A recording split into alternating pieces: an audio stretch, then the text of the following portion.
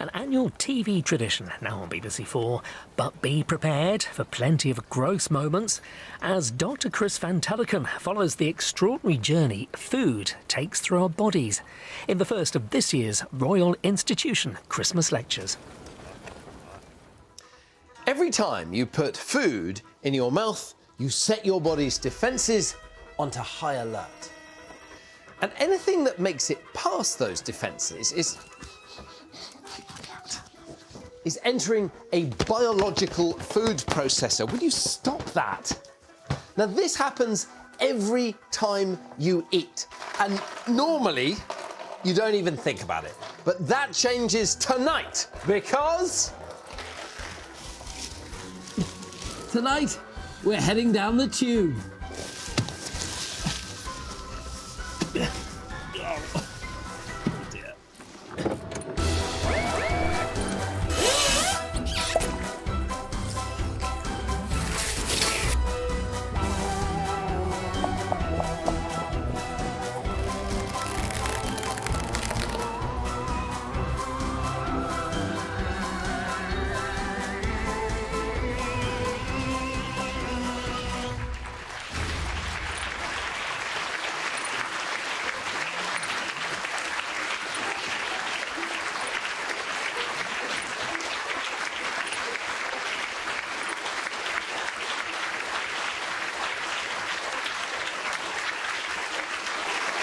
that. Can I get rid of that?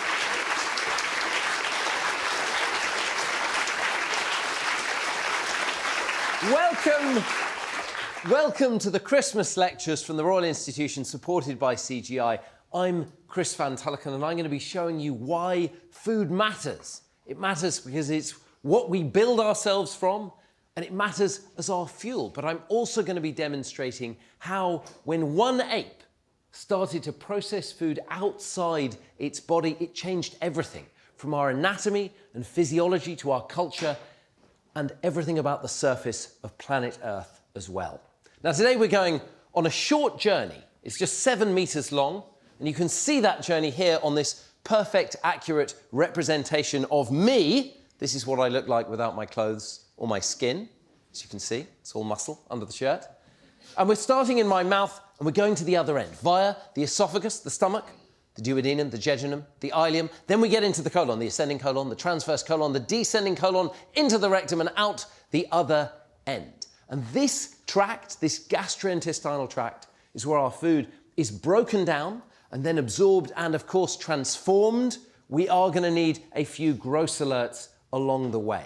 Now, eating is a hazardous business, because you will all know one of the first things you learn in biology is that a central project of all life is to keep the outside outside and the inside inside, not to get them mixed up. So putting things inside the tube is risky. It comes with the risk of microbes, pathogens, toxins, and so the entrance to our gastrointestinal tract is extremely tightly guarded.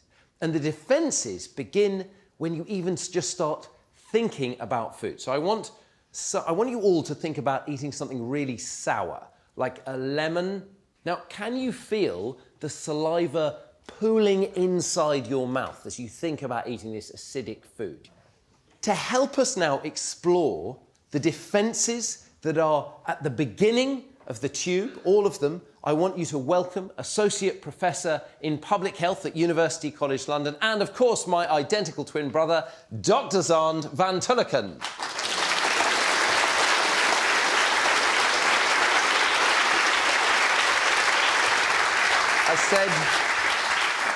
I said to come dressed as a lemon. Can we? That was all they had. Can we start by having a look in your mouth using the special rhinolaryngoscope that you're skilled at using? Now, provided you have at least 6 years of postgraduate medical training and a rhinolaryngoscope, you can do it at home.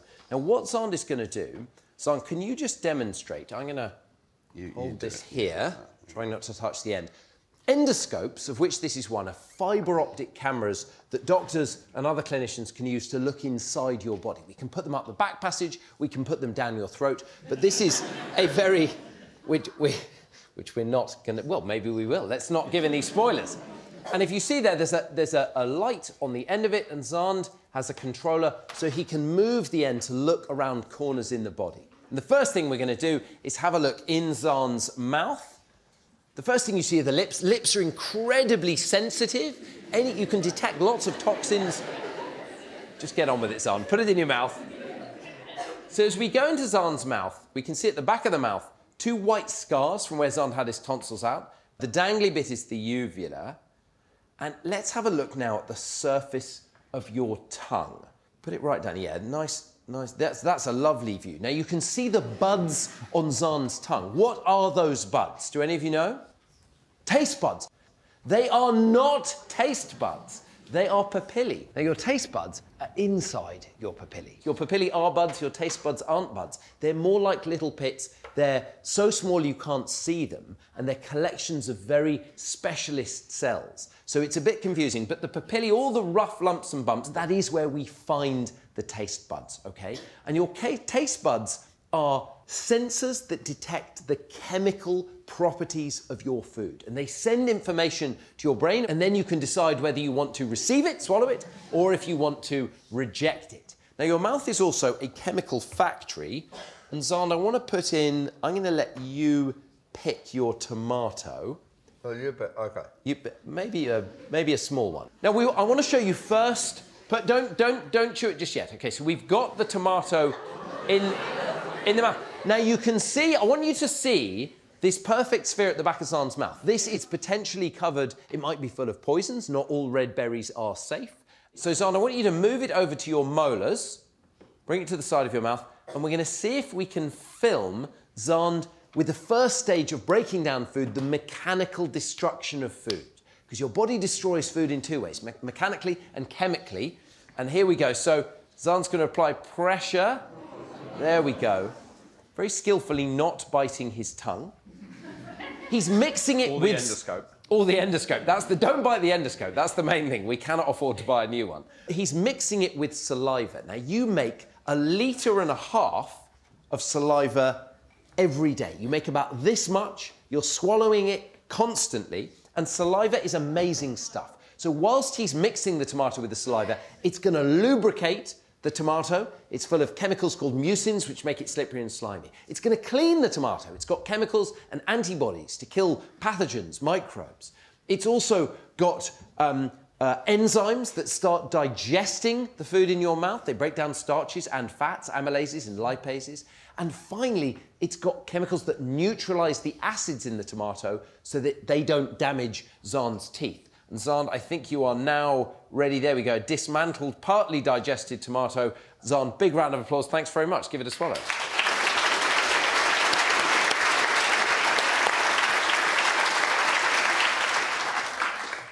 So salivation is just one of the responses that our bodies make in order to prepare us to receive food. There are all kinds of other physiological changes that happen when you smell food, you think about food, you see food, or you interact with food in any way.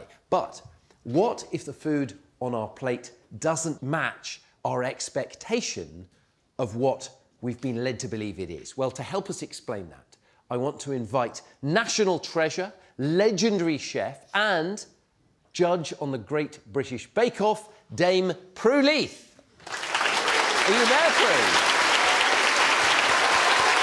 Oh. How are you doing? This is very good, because you've prepared us a bit of Christmas dinner here, haven't you? Ah, well, it's Christmas. It's the Christmas lectures. This is turkey. You've got some a standard turkey dinner. Turkey veg spuds. Great, OK. Tell me about food appearance. Is it important, or do you just have to get all the flavour right? Well, the flavour's important, but I tell you what, chefs always say you eat with your eyes, because they know perfectly well that if you don't like the look of food, you won't try it. So I do think that chefs are... Sometimes they're obsessed with the way food looks, and they overdo it and forget that flavour actually matters more. But we have to get past that.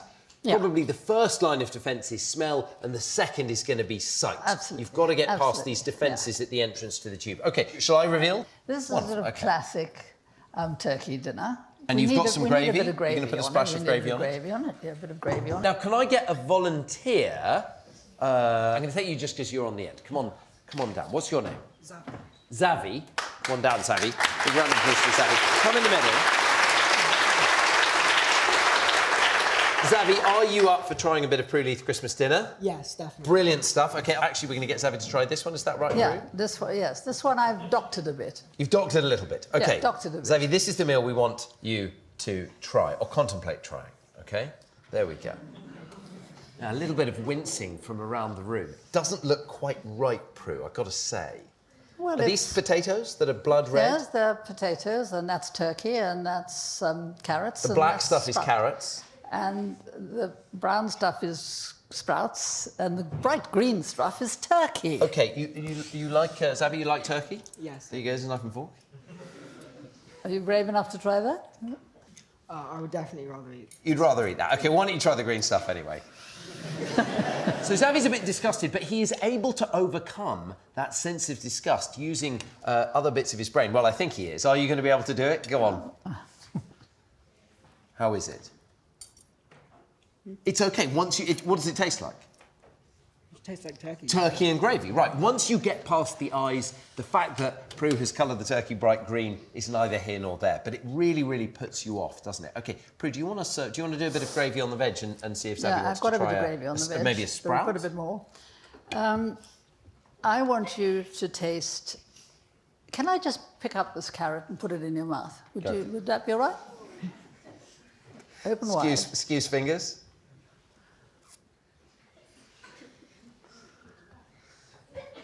Xavi, what do you make of that? It's very sweet. It's very sweet. Is it a carrot? No. What is it, Prue? What have you done? It's cake. It's cake. Is it all cake? That's cake, and this is cake. Look. Oh, the sprouts are cake too. Oh, they're very convincing. Can I try a Prue Leith cake sprout? Is it sprout flavoured? No, it's very sweet. Hold on, let's cut one in half. I cake. just want to have a look. Just want to show the camera how beautiful these are, the little leaves. But if we cut them in half, Xavi, do you want half a sprout? The only slightly discomforting thing is that they are covered in savoury gravy, which is not really what you're expecting. And There you this go. sort of pink cake. So food exists on a knife edge between desire and disgust, and you can flick quite quickly between those two states. Prue and Xavi, thank you very much for being such a good sport. You can head back to your seat. So, tiny alterations in our ideas about food or in the food ourselves can shift them from being desirable to disgusting. So, we are going to investigate, do we learn to be disgusted, or is it something that we're born with? And to help me with this, I've enlisted a real expert. She would be with us today, but it is well past her bedtime. So instead, we filmed her earlier today in the RA. This is my baby daughter, Indigo, and she is 9 months old. We can see her there. And Indigo is great for doing this experiment with because she's hardly tried any foods ever. So we're going to put some foods that you would all be disgusted by, that none of you would want to eat, and see if she has an inbuilt sense of disgust. So the first thing we're going to try is some live earthworms in dirt. So there we go. That's my wife, Dinah. We've got two very severe RI scientists standing behind her collecting the data. And so Indigo, no sign of disgust. She's not pulling a face. She's not distressed. She's enthusiastically engaging with the worms. She's picking them up. Now the question is she going to put one in her mouth? She's definitely not disgusted. Now, we did do another experiment where we gave her a hospital bowl with a very convincing large human poo in it. Now, of course, this is a cake made of dates, doesn't smell bad, but she has no aversive reaction at all. She's got no intellectual knowledge about poo, about pathogens, about infection. To build up the memories of food that allow us to desire them or be disgusted by them, for the most part, we need to experience them, and we need to use our senses, and particularly our sense of taste. There are some smells that we seem to have an inbuilt dislike of, even if we can learn to love them eventually, and there are some some tastes that we don't like as well. So now, for the next demonstration, I want to have a volunteer with a sense of taste. There's a young person there in a blue top. Yes, you. Round of applause. That's good. Give a wave. Now, what's your name? Abel. Abel. Great to meet you, Abel. Come here. Are you happy to try some stuff? We're going to go through the 5 tastes, OK? The 5 common tastes. There's no tricks here. I just want you to tell me what you're tasting. OK, stick your tongue out. I'm going to put it carefully on your tongue. That's good. Don't let it fall on your top. How's that? Salty. I mean, it's very salty. Was that not too salty for you? No, not that salty. You didn't mind it. OK, it's very interesting. People experience tastes in very different ways. So for me, that was almost as salty as seawater. For Abel, that was just fine. OK. And salt taste, let's have a go at that. Kind of sweet. Kind of sweet? Yeah, it's not very sweet, but kind of sweet. Not very sweet. It's have another go. I didn't touch my tongue. I'm being careful. No double dipping here. Yeah. It's sweet, isn't it? That's sweet taste. So salt, very, very important to get your salt taste right. Too much salt, you die. Too little salt, you also die. Salt is one of the molecules that keeps you alive. Sweet, was it nicer than the salt or about the same? I mean, I have a sweet tooth, so I'd say this sweet liquid was. Did you love the sweet liquid? Not love, but I liked it. Yeah. It was fine. Okay, good. Okay, try this one now. Tongue right out. Okay, see what you make of this one. Lean back a bit. Open your mouth up. I'm gonna get it on your top. There you go. Oh, that's sour. Yeah, that's sour. Oh. How would you describe that? Extremely sour. Sour. Very good. So do you know what sourness is? It's acidity. That's what you're measuring. You're checking the pH of a food. Now, almost all animals hate sourness, but humans are one of the few that like it, and it's probably because we need vitamin C in our diet, and vitamin C is a sorbic acid, so it gives us a sense that the acids can be quite nice. And it's not that unpleasant, is it? It's sour, but it's somewhat refreshing. It's not unbearable. Stick your tongue out, Abel. That's very good. Now get that right to the back of your tongue.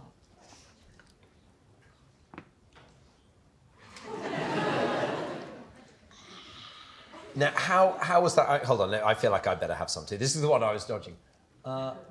And particularly if you get it at the back of your mouth, it's very bad at the back of your mouth. Yeah. So this is denatonium benzoate. Okay, it's intensely bitter. It's probably the most bitter molecule known, and you can detect 5 molecules of this in 100 million other molecules, okay, in 100 million parts of water. You have a huge number of bitter receptors in your mouth. Toxins are classically bitter. Caffeine, quinine, lots of medicines, very, very bitter. So that's a line of defense, is the bitterness. Now, this is the 5th one. We've done salt, sweet, sour, bitter. Do you know the 5th one? Umami? Umami, amazing. Right, this is a Royal Institution audience. Of course you knew it was umami. Stick your tongue out and tell me what this tastes of. So this is monosodium glutamate. And there are a few different molecules that can be put together to give you umami, which is savoury flavour. Are you getting that? Yeah, I'm getting a hint of savoury, yes. OK, now look, let's mix together a splash of all these. Let's add a little bit of bitterness, not too much. OK, pour in some of that. I'll add a bit of the salt, bit of sweet, pour in some umami, bit of sour here. Now have a swig of that and see what you make of that. You're very up for this, Emil.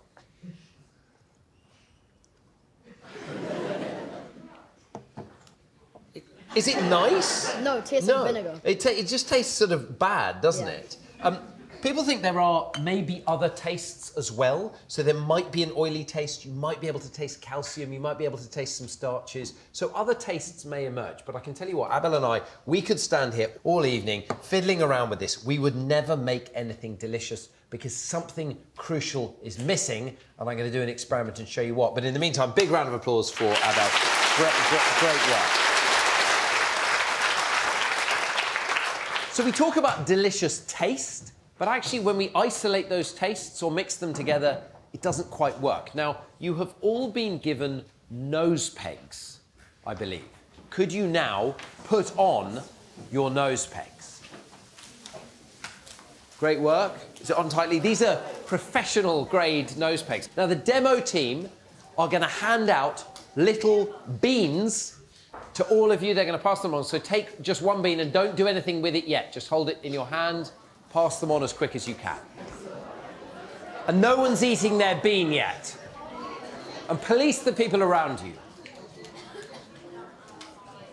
Okay, so everyone's got their nose pegs on now. Okay, and I'm going to do this with my fingers. Keep your nose pegs on, take a breath, put the bean in your mouth and chew, and keep the nose pegs on. You won't be tasting much of anything. When I say, on the count of 3, you're going to take the nose pegs off. 1, 2, 3. You will all just have experienced a burst of flavour. And say the name of the fruit you can taste together now. No, these are banana-flavoured jelly beans. That was just underlining Prue Leith's point earlier that we eat with our eyes.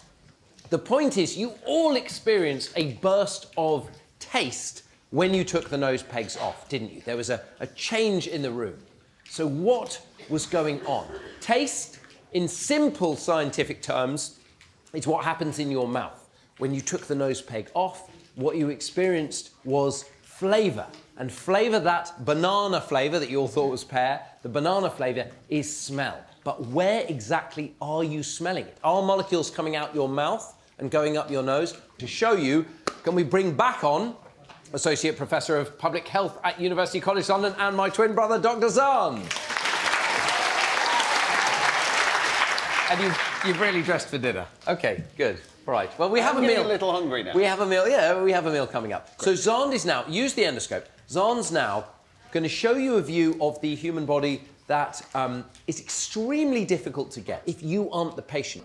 In order to understand what we're looking at, to show you the anatomy, I have here a real human skull. This is a skull from someone who died more than 100 years ago. They were a woman. We don't know much else about them. But skulls like this are really, really important for medical training. So, Phil, I'm going to come and stand with my back to you so I can show the screen. And what we're having a look at here is you can see the nose in the body. Your nose doesn't go up, it goes straight back into your face. Now, if I tilt the skull back and you look right up the nose, can you see up in there little holes in the bone at the very top of the nose? Those holes are in the cribriform plate, and they are where the olfactory nerves, the smelling nerves, come through the bone into the nose. And that is where the molecules from the banana-flavoured jelly bean were getting to. And this is what Xand's going to show you. So I've now turned the skull round. That's the back of the head. And he's going to look here. That's the nasal septum, the bone that divides the nose in two. Those holes go out the nostrils, and you can see the ridges of bone, the turbinates, inside. So that's where we're going to have a look now. So he's now looking upwards, and he's going to see, this is really, really difficult to do. We're going to see if we can get a view of the back of the nose, and there is a spectacular view. This is the bone, the nasal septum, that divides the nose in two. If you went out either of these holes, you'd come at his nostrils. There's a little nasal polyp there. Many of you will have these polyps, and they can cause problems. Xand's already had one removed.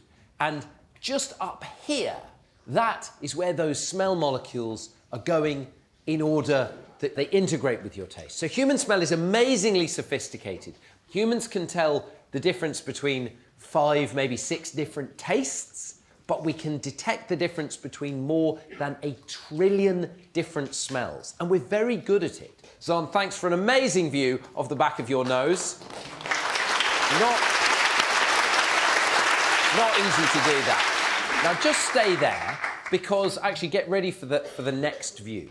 Because by the time that you've integrated all those the taste chemical information from your mouth with the resistance to chewing from your jaw muscles, the vibrations of crunch going through the bones of your jaws with the smell, you build up an incredibly complex picture of everything you put in your mouth. And some scientists call the whole thing flavour.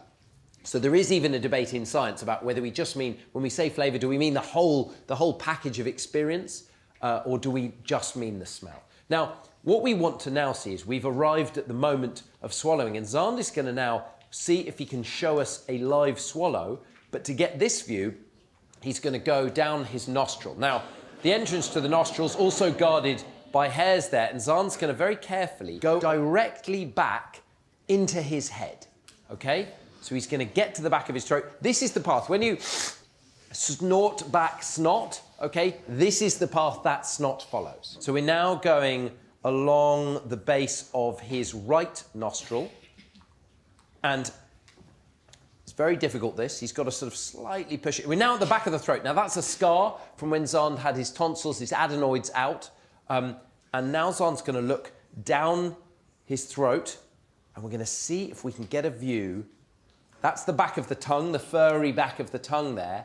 And what we're looking at there, we've got a beautiful view of Xand's epiglottis there, and we're looking down his windpipe, his trachea. And those V-shaped folds of tissue there, those are the vocal cords. That's his larynx. So Xand, can you do a hum for us? And you can see he does a low hum. Do a high scum. Do a high hum. That's nice. And when you laugh, your vocal cords move in and out. Now, most of the time, of course, your vocal cords are apart. You spend most of your life breathing, not talking, laughing, or swallowing. But the thing you can't see here is the tube that the food must go down. It's folded flat, and it's just back there. It's behind the trachea. And so when you swallow, the most important thing is we don't get food down into the lungs. And that's what the epiglottis is going to do. Xand, thank you. That was a brilliant demonstration. Now, to understand just how hazardous swallowing is, I want to play a little game of Operation Epiglottis. Now, what the demo team have built here is a highly anatomically accurate model of Xand's esophagus, trachea, and epiglottis. So this is Xand's mouth, and you've got to imagine Xand's throat here. So Xand's sitting on the stairs. Xand's facing this way, okay? The trachea is in front of the esophagus. So I need a volunteer to come and play a game of Operation Epiglottis. Just here, come on down. Come on here. Now, what was your name? Ethan. Ethan, here you are. Now, you are going to operate Xand's epiglottis. Do you want to have a go? Just give it a pull. That's great. So you can see, you pull it this way, you block the trachea, and food can go down the esophagus. Release it, air can now go down the trachea. So we're going to play a game with 3 levels. Level 1 is just breathing and swallowing the odd bit of saliva. Okay, so we're going to breathe. So you want the air to go down the trachea, which it is doing very nicely, okay? And once in a while, I'll get you to swallow a ball of saliva. Okay, so you ready? You want to send the saliva not into the lungs. You ready, Ethan? Okay, great. And the saliva's gone down into the stomach. Beautiful job. And now we're back to breathing. That can go down there. Now, Ethan, sometimes during a meal, we start breathing and talking and eating all at once. And sometimes we start laughing whilst we're eating. And I've got to say, Ethan, you're very good at this. Hold on. Don't be too good at this. So sometimes, Ethan, we do a load of laughing and we actually open our esophagus, Ethan! It is now game over, Ethan, and it's going to be game over for Dr. Xand pretty soon if we don't do something. Ethan, what do you want to do about the food trapped just above Dr. Xand's vocal cords here? Cough. Brilliant. Yes. Could we have on? Let's bring on the cough device and see if we can make it cough. Perfect. Now, Ethan, the cough device is fair to say a bit temperamental, so I'm gonna come and stand back. Ready? 3, 2, 1, go. Whoa! Very nice work, Ethan. Bravo. Back to your seat. Great job. And if that hadn't worked, we could have done some abdominal thrusts and moved to the next level. But luckily, Ethan, you got us out of the hole. Brilliant, brilliant work. Now, Xand, we have prepared a very, very, very expensive, sophisticated meal for you. That is why I've dressed up. I'm looking forward to it, Chris. Is it lobster thermidor? Is it lobster thermidor with cheese and chocolate? It's more expensive than that, actually. This meal that we've prepared for Xand would be many, many hundreds of pounds. And it is, I would suggest, the most sophisticated meal you could possibly eat. Xand, what we have prepared is a capsule endoscope. Oh, wow. Now, Millie, thank you very much. In fact, I'll take the water. Now, Xand, show everyone what this is. So these are endoscopes we talked about as those fibre optic cameras. This is an endoscope that's just a little capsule. and it's incredible. It's got a camera at both ends. It's got a flashing light source, as you can see. It's got a battery inside it, and it has a radio transmitter. So when Xand eats it, we will get images from inside his body. Swallows it, not eats it. Swallows it. Yes, that's true. You shouldn't eat them. Yes, don't do it. Don't do it. Okay, Xand, have a big gulp of water. What you are now going to see is what we pre-recorded. Now, the pill is in your stomach, the pill endoscope. Yeah. Now, Xand, how did that pill get into your stomach? Did it just fall down by the force of gravity?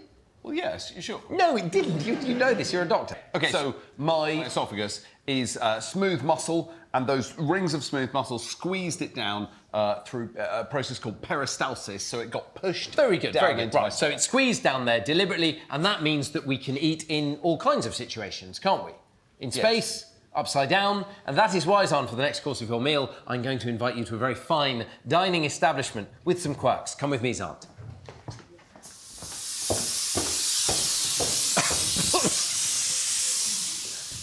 Xand, welcome to the Wheel of Doom. What? Why is it called the Wheel of Doom? I mean, it's the esophageal inversion device. I must stop calling it that. Now, stand on the the esophageal inversion device and strap yourself in.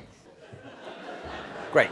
Now, Xand, for the second course of your meal, we're going to turn you upside down and to get you to drink some cream. Are you ready? Invert the esophagus. Here he goes. Great work. Okay. Now you're upside down. How are you feeling? Okay. Not nice, is it? Now, see, have a big gulp of cream. Are you swallowing it? The cream is not pouring out your eyes, your nose, or your mouth. I thought it would, but it hasn't. Brilliant. Okay, let's flip him the right way up, and that has worked spectacularly well. You can see not only is the food squeezed down the esophagus, or up the esophagus in this case, very actively, but there are valves along the way that keep it in place. Xand, brilliant work, and I guess the team, can you just spin him around again and get him to finish the meal? Chris! Good luck. We'll see you later, Xand. Stop it! No, Chris, I'm keeping turning! To better understand the stomach, which is where that pill is now, I want you to welcome a very special guest. She is an anatomist. In fact, she's one of the authors of the current edition of the famous medical textbook, Gray's Anatomy. She's our official anatomist on Operation Ouch. And there is no one better to explain to us stomach anatomy and function that I can think of. Welcome, please, Professor Claire Smith.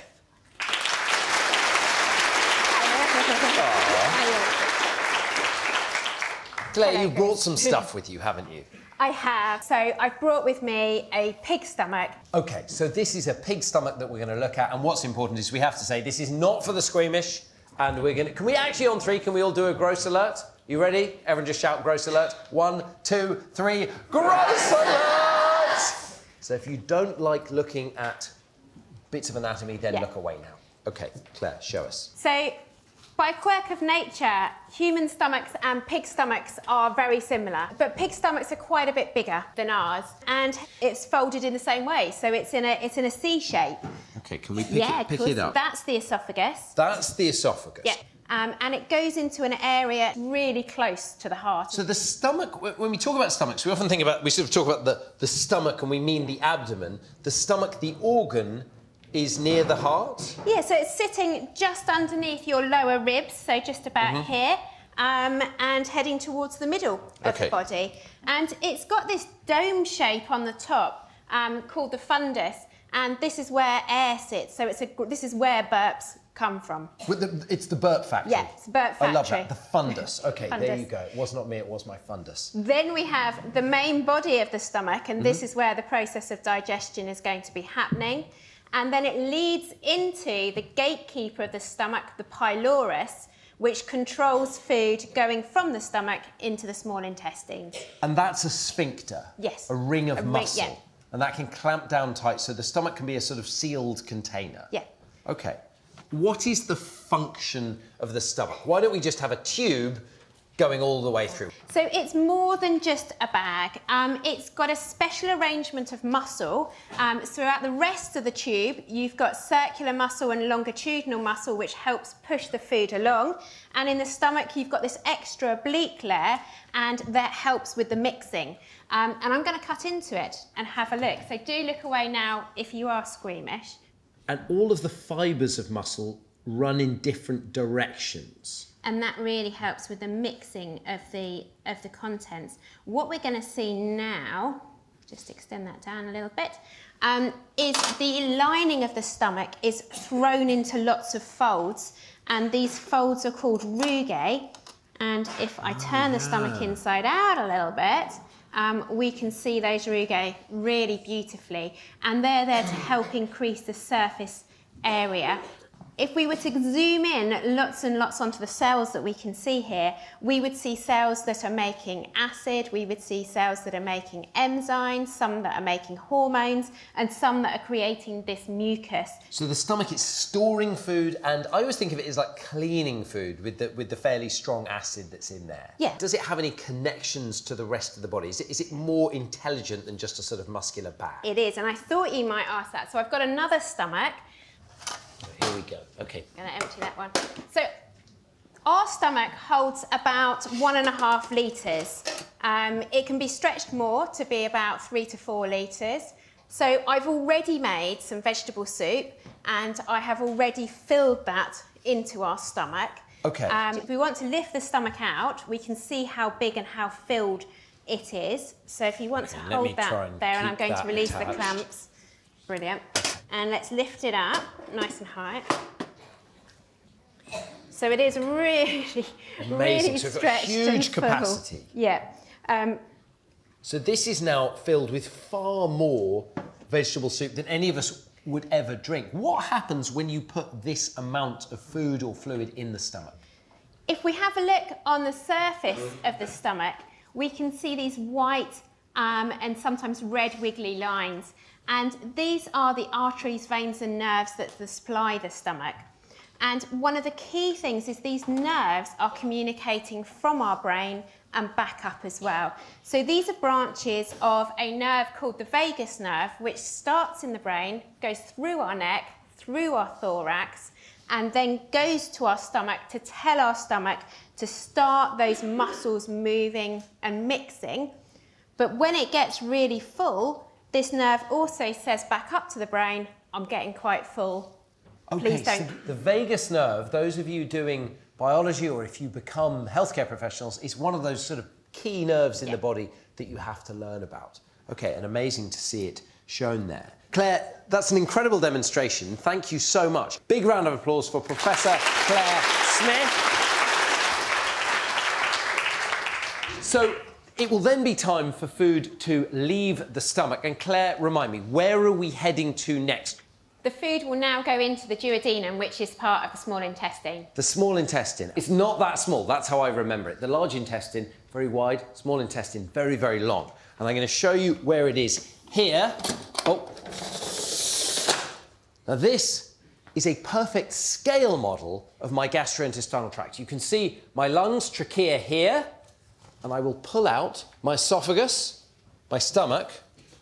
Let's pull the colon off. We're going to leave the pancreas behind, the liver's there, and we're going to pull off my small intestine. Now, Claire, do you mind just holding the esophagus? In fact, give it to maybe a young person there. Yeah.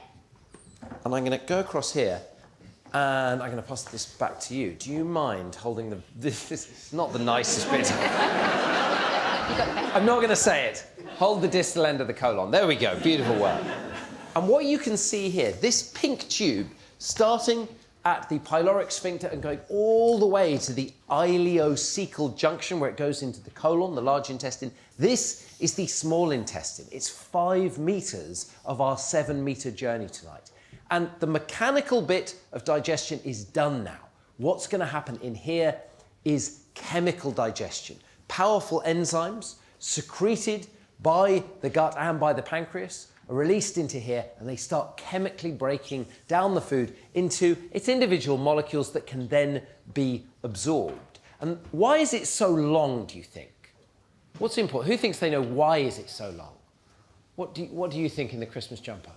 I think that because it needs to make sure that all of the substances are properly processed and that they get all of the nutrients from them. Very good. I love that. So everything's properly processed and you get all your nutrients. It's long because it needs to have a big surface area to absorb those nutrients. Brilliant answer. Let me show you what the actual surface area of the small intestine really is, because it's more than 50 square meters. So the back row have an exact scale model of the true internal surface area of this small intestine. And you can see it's enormous. It's as if this tube, instead of having a 3 centimetre diameter, had a 10 metre diameter. So the big question is, how do we get that much surface area into a tube with this small a diameter? And the answer we are about to reveal. Claire, can you say the word for us? What do we call them? Microvilli. The microvilli. Yes. The finger-like projections. And Dan, if you're ready to whip away, take it away now. So tiny finger-like projections in here, far too small to be seen with the naked eye. These increase the surface area and allow you to absorb all the breakdown products after your enzymes have gone to work on food. Brilliant, brilliant work, all of you there with your pink gloves on. And it's really important, like the stomach, you saw there's a rich set of nerves connecting the stomach back to the brain, sending signals back. The same is even more true of the small intestine. It's sending information back to your brain about the nutrients that were in the food, so that you can then link that smell, the experience in your mouth, with the actual reward you get from the food. Did it contain lots of useful sugars and fats and proteins? So information goes back, and it also says when you've had enough to eat. So fullness signals come from the small bowel. It's part of that sensory apparatus that helps you learn which foods you are disgusted by and which foods you desire. And by the time we get down here, almost all of the nutrients in food have been absorbed. The only thing you can't digest is the fibre in your food. And it's left here in a liquid slurry. There's hardly any nutrition left in it. It's just the fibre and a few digestive juices. And it's going to go into the colon. And here is the weird thing about fibre. As I say, we all know that fibre is good for us. Yes, we're constantly told to eat fibre. You don't produce an enzyme. Your bodies don't make an enzyme that can digest it. So in order to make use of it, we have to employ a few friends to give us a help. And those friends are some bugs that live in this bit of the colon. And in order to understand, I'll take that back from you, in order to understand just how those bugs work, I want to welcome an expert in our internal microbiome, an expert in microbiology. She's a medical doctor and an incredibly eminent scientist. Please welcome Professor Louise Kenny.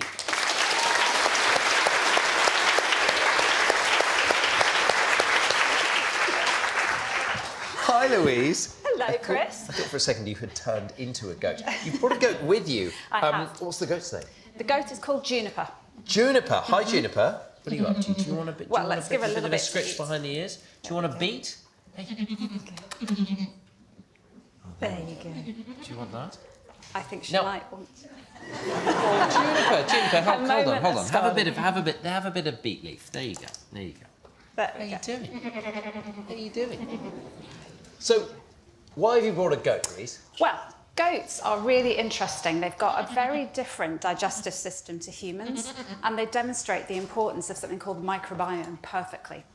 So you can see that Juniper is eating lots of plants. Right. Goats have a completely plant-based diet. Juniper, look up here. We've got a picture of your gastrointestinal tract. I don't think Juniper's interested in her gastrointestinal tract. Oh, Juniper. Does Juniper's handler want to come out? Can we get your name? Jenny. Hi, Jenny. How you doing? So Juniper Only eats plants. makes a living out of eating all of that fibre that we're told we need to eat constantly. Yeah. Talk me through her guts compared to ours. So they're known as ruminants because how they eat is that they eat cellulose-based plants. they swallow them into the first part of their stomach and then regurgitate it. It's called chewing the cud, and they do that lots of times to help break up the cellulose. So more mechanical breakdown of food? Yeah, and you can see Juniper doing that right now. She's sort of munching away on those greens. She will swallow it down. So she swallows it down, and it goes into this part of her stomach. So you can see that her foregut is huge. And we've heard, many of us, that cows have 4 stomachs. Is that also the case with Juniper? She's got different... Juniper has 4 components to her stomach, including this really important one, the rumen, which is where they get their name, ruminants.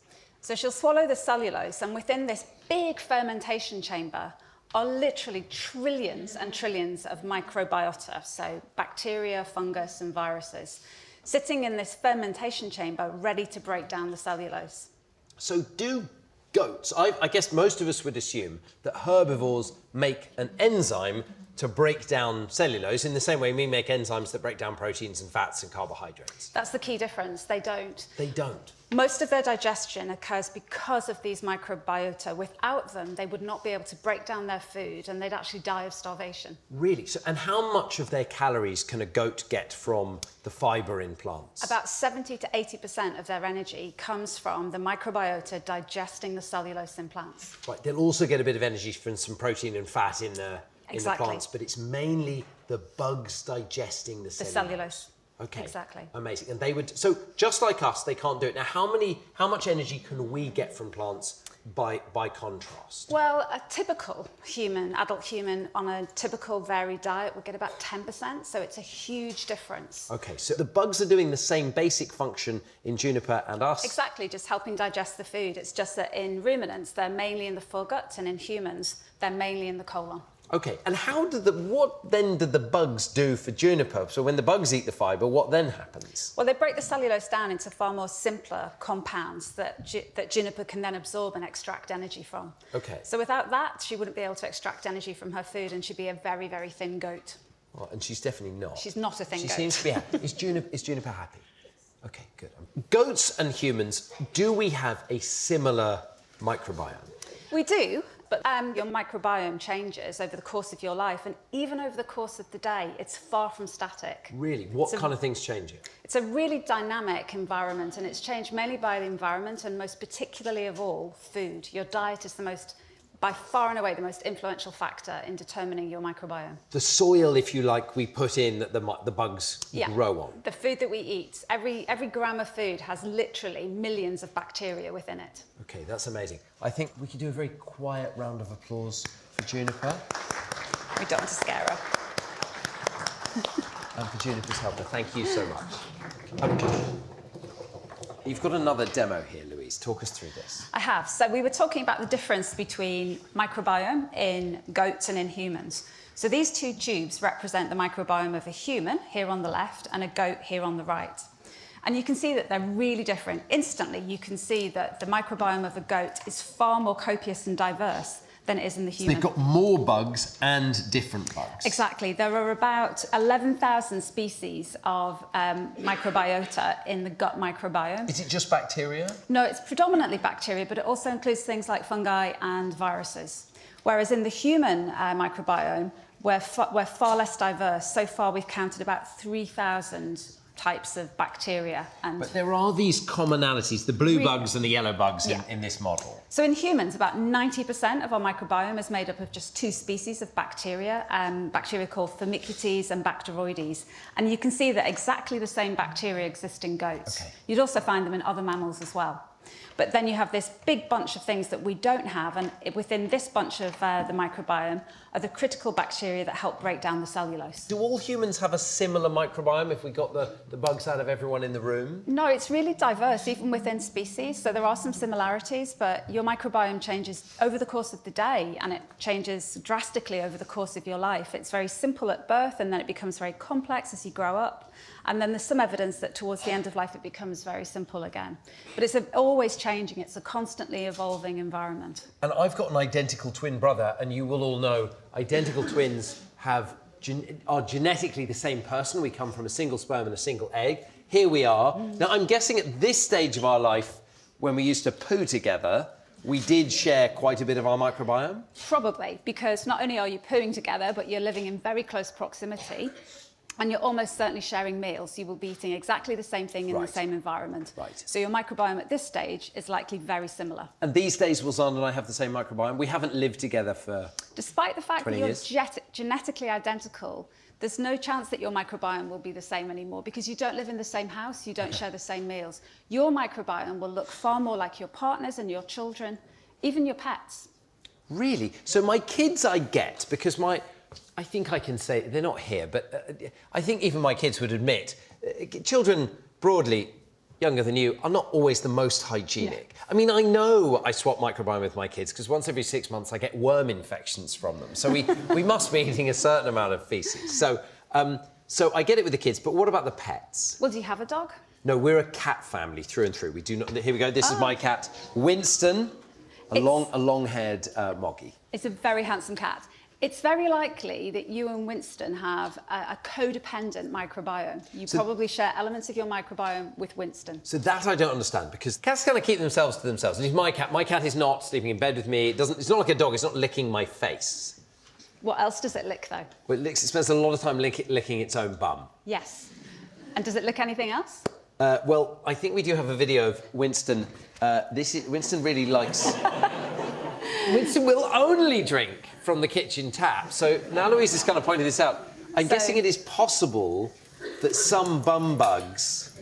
It's not possible, it's almost a certainty. So if Winston was licking his bum and then has licked your tap, and then you've had a glass of water, you will have bugs that have come from Winston's bum. I'm going to get a second tap. I mean, looking at this tap, it's not the cleanest tap anyway, is it?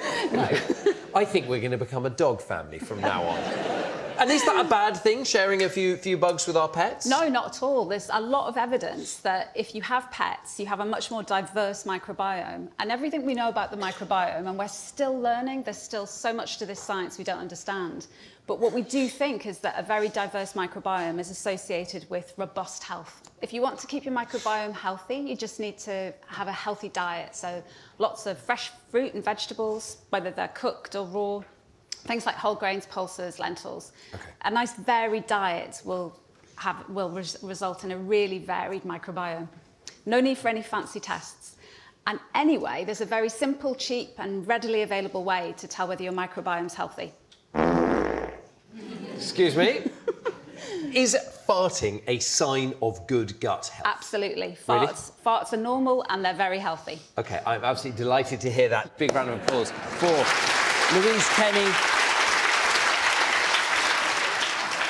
So, farts tell us a little bit about our bowel health, but it's also really important to look at our poop, because our poop can tell us a lot about how healthy we are. And it is worth glancing at it once in a while. And to have a look at some more solid evidence, it is time to call on the variable poo machine. Big round of applause.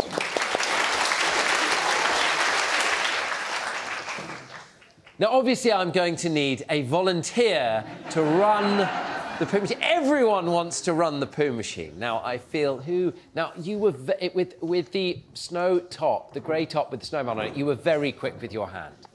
And a big round of applause. What's your name? Ajay. Ajay? Yeah. Great to meet you, Ajay. So what we have here is 4 model colons. Now, do you know what the main function of your colon is? It's got 2 functions. It's the home of your microbiome, the bugs we've been talking about with Louise. So they digest the fibre, but it also absorbs water from your poo. So we're going to make 3 different poos here. You're really wishing you hadn't had that hand up so quickly. So what we've got now, what are the elements? First of all, Ajay's going to make a healthy poo. OK? So what are the 2 things we need for a really healthy poo? Vegetables. Vegetables, great. So fibre, fresh fruit, vegetables, pulses, things like lentils. Really good stuff. So this is what we've got, some fibre in this bowl, and I want you to pour some water. Let's add a bit more fibre to the bowl. Great stuff. A bit more fibre, great. And now we're going to pour in quite a bit of water. Pour in that thing of water. And what I want you to do, Ajay, is to mould a nice poo shape out of the fibre. Great stuff. Now, this is what would be happening in your gut. The fibre's all that's left in your colon. And what would happen in your colon is the gut would absorb the water. So you're left with a moist, but fairly firm sausage at the end of the gut. So you're going to sit down on the toilet. It's going to make its way into the rectum, and you can see how easy this is to pass into the toilet below. Are you ready? Okay, just go. And it passes easily, you relax, and it goes into the toilet. Now, if you don't eat lots of fibre, okay, what arrives at the rectum, which is the storage bit at the end of your gut, is more like this, okay? It's just a dried out clump of bugs, so you can mould that a little bit. There might be a little bit of fibre in it. And if you don't drink enough water, it will end up being really dry. The colon will suck all the water out of it. So these are the elements for a healthy, easy to pass poo. Fibre and water is important. And what we're going to see here, so AJ, let's come along here and see if you can get it to go down to the toilet. Now, we may have to give a bit of a hand. Can everyone go straight? You've all been, remember when you're very little and you get constipated, can everyone on the count of 3 strain together? 1, 2, 3. It's hold on. I mean, sometimes in hospital you have to give people a hand with this. So there we go. You can eventually push it out. But poos should obviously not be this hard to push out. And if you pass lots of dry, hard poos like this, it can damage the lining of the anus. You can get fissures, hemorrhoids. You can ask your grown-ups about these things after the lectures. Almost all grown-ups have experience of these things. So fibre and water, really important for having an easy poo. You shouldn't have to do all that straining and pushing. So, brilliant work. We've had a healthy poo, a constipated poo. Now time for some diarrhoea. Are you ready? So diarrhoea, maybe we've eaten some fibre, maybe we haven't. It doesn't matter. Pour the water into there and bring it over here. There are lots of things that cause diarrhoea, but the common bugs that do it either stop your colon absorbing water, or sometimes they actually make your colon produce water, and so they make your poo, your stool, really, really runny. So this would be a bacteria like cholera. Cholera makes water go into your stool, and it can be really, really dangerous because you dehydrate very quickly. So pour the cholera poo through there, and in this case, of course, AJ, we didn't even make it to the toilet. So we've all been there, a close call, but great work. So, AJ, you've been a brilliant sport. Thank you so much for demonstrating. There is a final scenario I want to demonstrate. You will remember that what should arrive at the beginning of the colon from the small intestine should really just be your fibre. Almost all of the protein and the fat and the sugar, the nutrients, have been absorbed into the body. So the fibre goes in there. But there are some infections which damage the villi, the finger-like projections in the small intestine, infections like giardiasis. When those villi go away, the surface area shrinks and you're left not being able to absorb your sugar, salt and protein. So they go into the large bowel. And Louise, what then happens when it gets into the colon, Louise? Well, the bacteria in the colon don't normally see sugar and fat. And when they do, really bad things happen. Really? OK. Very bad. And they're quite good at eating that stuff. It's an easier meal for them. They absolutely love it, but it has some quite disastrous consequences for the host. So what I'm going to do now in our final colon is put in a little bit of sugar and fat and protein into this gut, because the villi here have been flattened and this gut is malabsorbing. It hasn't absorbed them. And so we're going to see what happens. Are you ready? OK.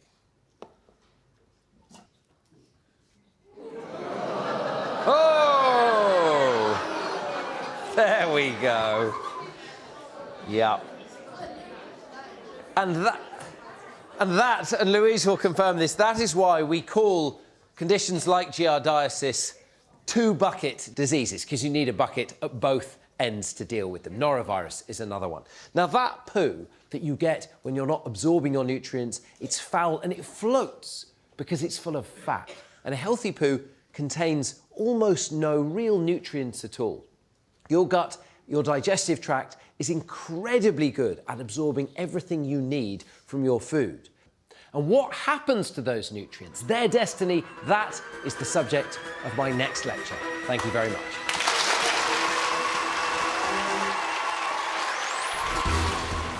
More food for thought tomorrow on BBC4 with another Christmas lecture at 9.